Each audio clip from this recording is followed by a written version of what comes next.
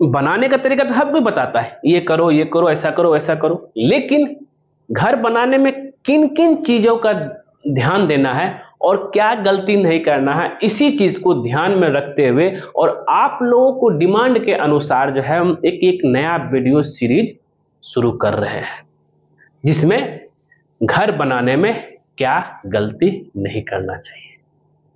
यहां पे जो काम है वो तो करना है ही, लेकिन उस काम में क्या नेगेटिव है, क्या नहीं करना है, उसको लेकर के लोग ध्यान नहीं देते हैं।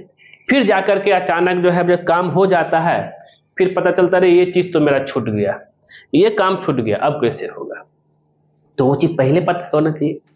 तो यहाँ पे कुछ पॉइंट जो है, जिसका वीडियो सीरीज जो मैं शुरू कर रहा हूँ, कुछ पॉइंट आपको बताऊंगा कि जो कि अगर आप ऐसा ये गलती करते हैं तो बहुत सारे प्रॉब्लम का सामना करना पड़ सकता है। कभी कभी तो ऐसा होता है कि घर आपको बनते बनते जो है आधा पे ही रुकना पड़ जाएगा। वो मैं ऐसा क्यों बोल रहा हूँ?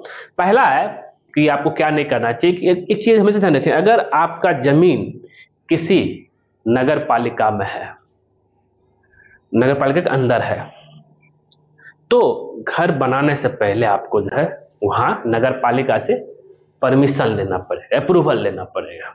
बिना अप्रूवल का जो है आप काम बिल्कुल शुरू मत कीजिएगा। इससे क्या होगा, अगर आप अप्रूवल नहीं लेंगे, काम शुरू कर देंगे, पता चला जब नगर पालिका को पता चला तो बीच में ही आपको स्टे कर देगा, फिर आपको बहुत सारा पेनल्टी भरना पड़ेगा। और कभी कभी क्या तो पूरी फुल्ली स्टे कर देता है कि भाई ये जो है अवैध जमीन पे जो है घर बना रहा है। तो मेरा ये कहना है कि अप्रूवल ड्राइंग लेने से आप निश्चिंत हो जाएंगे। कोई भी आके पूछेगा सरकारी कर्मचारी कि भाई कि घर क्यों अप्रूवल ड्राइंग दिखाइए, तो आप उसको आराम से जो है वहां पे दिखा सकते हैं। दूसरा है कि क्या नहीं करना चाहिए कि भाई जून महीना में तो गलती से भी जो है घर बनाना शुरू नहीं करना चाहिए। ये भारत है, यहां पे जून जुलाई अगस्त 3 महीना जो है मूसलाधार बारिश होता है, और उस बारिश में अगर आप घर बनाना शुरू करते हैं, फाउंडेशन खोदिए ना, पानी भर जाएगा शाम तक। प्लास्टर कीजिए, प्लास्टर बाहर का पूरा धर जाएगा। तो मतलब ये हो गया कि भाई जून महीना में तो आप शुरू ही ना करें। जब भी शुरू कीजिए अक्टूबर नवंबर में शुरू कीजिए, और मई जून तक जो है कंप्लीट हो जाएगा आपका। सिर्फ बाहरी काम कंप्लीट करेगा, अंदर का काम शुरू कीजिए।